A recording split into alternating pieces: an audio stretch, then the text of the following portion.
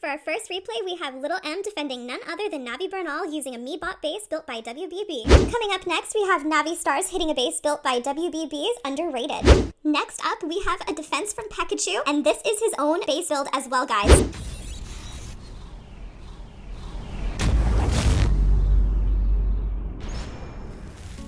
Hey everyone, it's Athena from the Turtle Empire, and I'm here today to show you some killer defenses from World Base Building against none other than Navi. For our first replay, we have Little M defending none other than Navi Bernaul using a Mibot base built by WBB.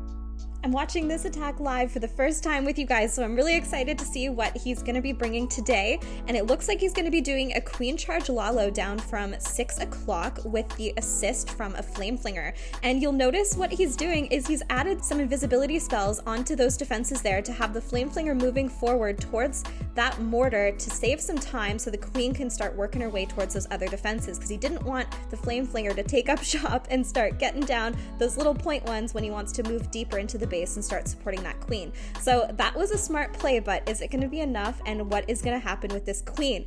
So the Monolith and the Rage Tower was just too much, and the queen did not survive. She took a couple hits, and mixed with the enemy queen, it was just done. With the queen down, the healers are now racing their way over to 9 o'clock towards the king and the RC. The king has just used his ability, and the healers do not make it. They get roasted by that Raged Inferno, and that king is taking so much damage. And the RC just uses her ability too, so she is now gone, and the Phoenix are going to work on that multi-inferno and hopefully get that down. With the Clan Castle troops now coming out, it is just going to be too much damage for that Phoenix, not to mention it is running away to the other end of the base to chase some skellies. So Phoenix is down, and the multi-inferno is going to stay up for the remainder of the attack. The Flame Flinger has just opened, and some balloons and some yetis are going to come out, but the balloons are going to get roasted by some mines right away, and the yetis are going to begin working on the Clan Castle ice golems. So he is going to be starting his Lalo down near 3 o'clock going towards that town hall. He has his balloons with some hounds, and he has his warden along with it. He's dropped a haste spell to trigger that poison and get down that enemy warden, and he's going to pop his warden early here to push through that town hall with a rage spell. Unfortunately, looking at this base, there is so much left. I don't think he'll have enough Lalo to be able to push through. And look at this, he does hit a tornado as well. So the last remainder of the balloons do go down with the Town Hall poison after the Warden ability has been used. So it is going to be a mid 70% 2-star and an absolutely beautiful defense from a great attacker. Coming up next, we have Navi Stars hitting a base built by WBB's Underrated. In true Stars fashion, he's going to be coming at us with some Blizz Lalo, and he's coming in right at the Town Hall there, going to focus on getting out some of that splash damage, ideally the Town Hall scatter shot, and I'm sure he's aiming towards that Rage Tower at the back there, because that could cause some problems for the Lalo later on. But do you see those builder huts? They are just too OP. They are keeping that Rage Tower from going down. It was hanging on by a thread, but it is staying up, and it is healing back up to full. With nothing else for those wizards to chain onto there, it's just cleaning up some trash, and he's gonna begin the Sui down at 6 o'clock.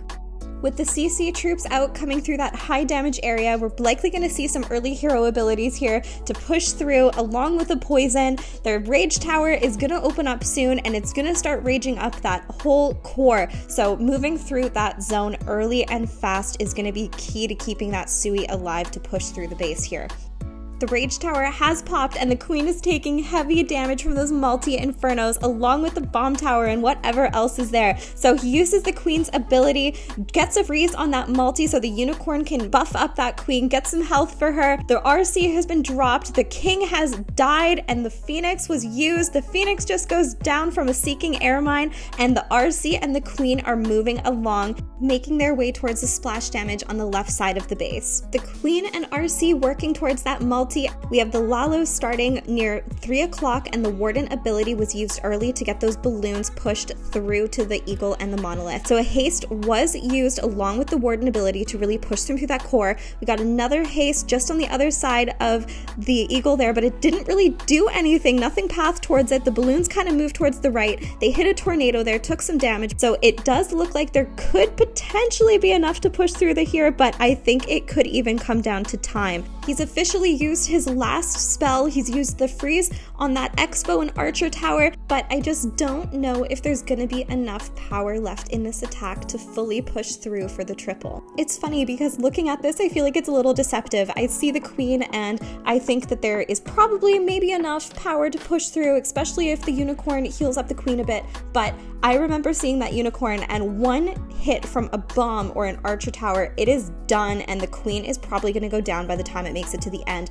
And the Warden was hit for its final shot as well because the air defense just wrecked it in seconds. And now it's just the Queen on her own, and I just don't think it's going to happen. Sure enough, right after I say that, the Queen takes a couple shots and she is done. So, you know, that was a close attack, but it finished off at 96%, and that was another awesome defense from World Base Building. Underrated, I can honestly say you're not going to be underrated for much longer because you just defended stars from Blizz Lalo, and that is impressive. Next up, we have a defense from Pekkachu, and this is his own base build as well, guys.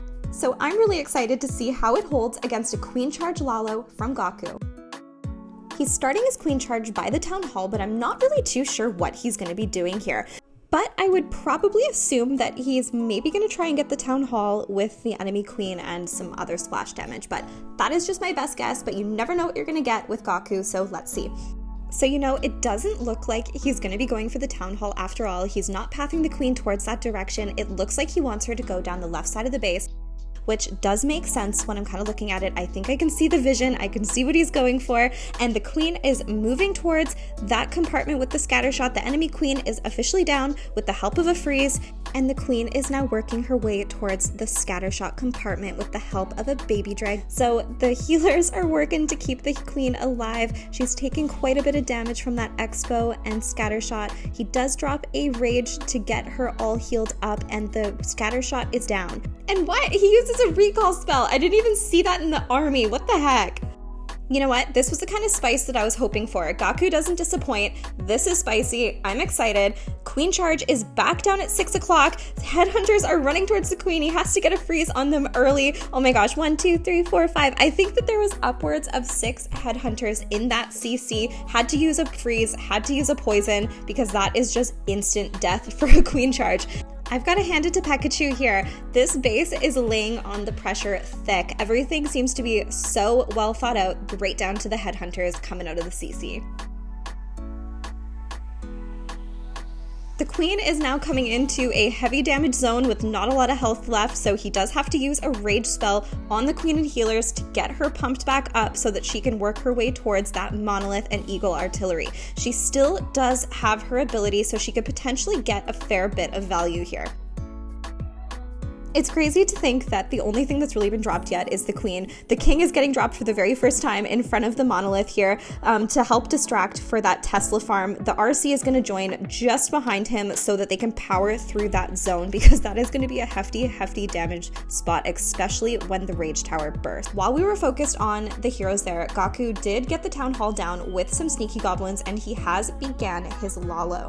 He does have a Stone Slammer for support going towards the single. The single Inferno does target it super early on instead of one of the balloons, and it does burst open, but those balloons put in some work and clear some of the trash buildings along with that single. So with the Warden, the balloons are working on some of those defenses in the middle, but that invisibility tower is gonna go off and it's gonna change the course of the Lalo pathing, and sure enough, that's exactly what it does, and we're gonna get some bombs. As a Lalo player, that is exactly what you don't want to happen.